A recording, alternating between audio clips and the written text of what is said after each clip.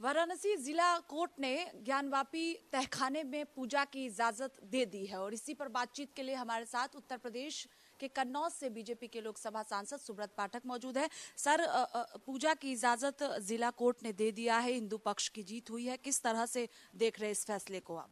देखो, जीत तो ये न्याय की होती ही है और सदैव कहते हैं ना, सत्य की जीत होती है। परिस्थिति चाहे कोई भी हो, देरी भी चाहे कितनी हो, यहाँ सत्य की जीत हुई है। लेकिन दुर्भाग्य इस बात का है कि वो जिस प्रकार से 93 में उस समय उत्तर प्रदेश में समाजवादी पार्टी की सरकार थी और दिल्ली में कांग्रेस की सरकार थी, ये दोनों हिंदू विरोधी सरकारों ने मिलकर जिस प्रकार से वहाँ के ऊपर जो पूजा होती रही थी, और 93 में केवल वहाँ पर एक पुजारी की मृत्यु के बाद में वहाँ पुजारी न बैठालना और धीरे धीरे जानबूझकर पूजा बंद करा देना, वो भी एक विशेष संप्रदाय के कट्टरपंथियों को खुश करने के लिए, केवल वोट की राजनीति करने के लिए, यह बहुत दुखद है।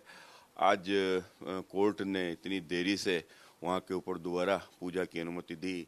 मैं इस न्याय के कोर्ट के द्वारा किए गए इस न्याय का सम्मान करता हूँ। लेकिन दूसरी तरफ मुस्लिम पक्ष विरोध कर रही है और कह रही है कि अब हाई कोर्ट जाएंगे क्योंकि ये फैसला उचित नहीं है, सही नहीं है, और इसी के खिलाफ अब जो जिला कोर्ट ने फैसला दिया है उसके खिलाफ हाई कोर्ट जाएंगे। मुस्लिमों के पास में अभी भी मौका है कि भारत में भारत के संविधान का और साथ ही साथ भारत की प्राचीन विरासत का सम्मान करें। और जिस प्रकार से अगर नहीं करते हैं और इस पर हर चीज़ पर जिद करते हैं, आपने अयोध्या में भी जिद की, यहाँ पर भी जिद की, जबकि सब सच्चाई है और सब कुछ सामने है, उसके बाद भी इस प्रकार से जिद करना ठीक नहीं है। मुझे लगता है कि इनको छोड़ देना चाहिए, और नहीं छोड़ते हैं तो फिर 20,000 से भी मंदिर अधिक ऐसे हैं जिनको तोड़कर मस्जिदें बनाई गई हैं। कहते हैं दिल्ली की जामा मस्जिद के नीचे भी मंदिर था।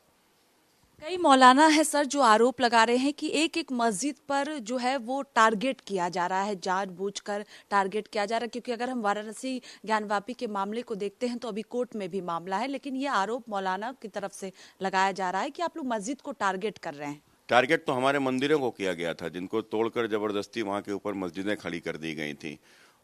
ठीक है, उस समय पर हम लोग कमज़ोर थे, हम लोग गुलाम थे, लेकिन आज जब भी कोई भी हो, हमारे पूर्वज कहकर जाते हैं अगर उनके ऊपर कोई कब्जा कर लेता है, मेरे मकान पर कोई कब्जा कर लेगा तो अपनी आने वाली नस्लों से कहकर जाऊंगा कि कुछ भी करना है, इससे कब्जा खाली कराना है।